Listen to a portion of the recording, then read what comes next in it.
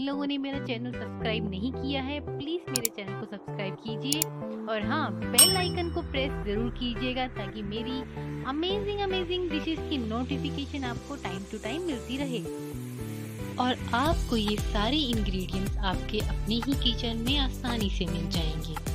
And for more information आप इस video के डिस्क्रिप्शन बॉक्स में भी जाके देख सकते हैं। मैंने इस रेसिपी को इजी तरीके से बनाया है ताकि आपको भी बनाने में इजी रहे।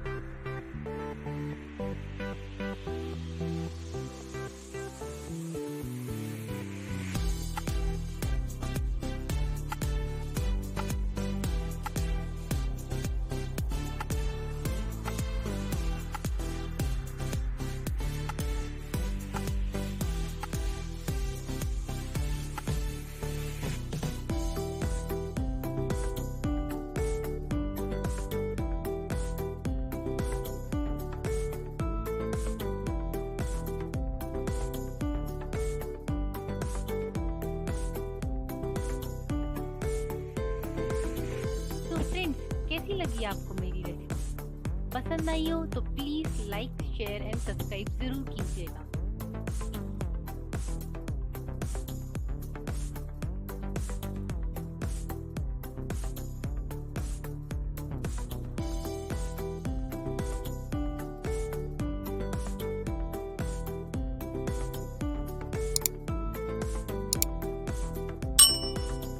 तो फ्रेंड्स, कैसी लगी आपको मेरी रेसिपी?